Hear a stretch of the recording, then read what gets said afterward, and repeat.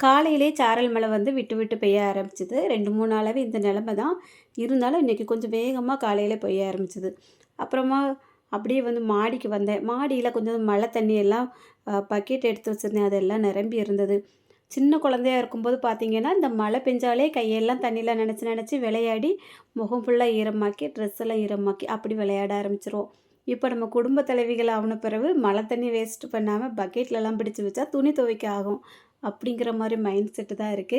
நேத்தே எடுத்து வச்ச பக்கெட் எல்லாமே ஃபுல்லா நிரம்பி இருந்தது. அப்புறம் என்ன அழுக்கு துணியெல்லாம் எடுத்து போட்டு ஊற வைக்க வேண்டியதுதான். சர்ப்பு போட வேண்டியதில்ல, ஷாம்பு போட வேண்டியதில்ல. சூப்பரா இந்த தண்ணியிலே ஊற வச்சு சோப்பு மட்டும் போட்டோன்னு வைங்களேன், துணியெல்லாம் பளபளன்னு ஆயிரும். ஏற்கனவே 2 நாளா காய போட்ட துணிகளே அப்படியே ஈரநசப்பாவே இருக்கு. சரி இதுக்கு மேல நம்ம அந்த இடத்துல போட்டோம் அப்படின்னா, இந்த துணியும் காயாது. அப்படிங்கிறதுனால துவைச்சுட்டு எக்ஸ்ட்ரா 2 கயிறு நம்ம வந்து சாரல் படாத இடத்துல கயிற கட்டி காய போட்டிருக்கோம். அதுக்கப்புறமா இந்த மழையில செடிகள் எல்லாம் பாருங்க, எவ்வளோ அழகா பச்சை பசேல்னு இருக்குன்னு.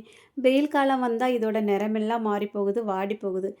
மழை தண்ணி விழுந்தா மட்டும் போதும், பச்சை பசேல்னு அப்படியே அழகா அந்த தழுவுகள் எல்லாமே புதுசா வர ஆரம்பிச்சது. நமக்கும் ஒரு சந்தோஷம் தான் மழை பெய்யும்போது. ஏன்னா, அடுத்தடுத்து வரக்கூடிய நாட்கள்ல தண்ணி தட்டுப்பாடா இருக்காதுல்ல, அதனால. இப்போ எல்லாத்துக்கும் நடுவுலயும் இந்த துணி துவைச்சு காய போடுறது தான் பெரிய பிரச்சனை. துணி துவைச்சு காய போட்டாச்சு. வாஷிங் மிஷினை ஓப்பன் பண்ணி பார்த்தா பயங்கரமான ஸ்மெல்லு. ஏன்னா, மழை காலம் வந்துட்டு இல்லையா, ஸ்மெல்லு வந்து கொஞ்சம் அதிகமா இருக்கும். அதனால இதை வந்து நம்ம டப் கிளீன் பண்ணுறதுக்காக வாஷிங் மிஷினையும் ஆன் பண்ணி விட்டுட்டு நம்ம வேலைகளை பார்க்க வந்தாச்சு. இன்னைக்கு இதுதான் நம்மளோட மினி விலாக்.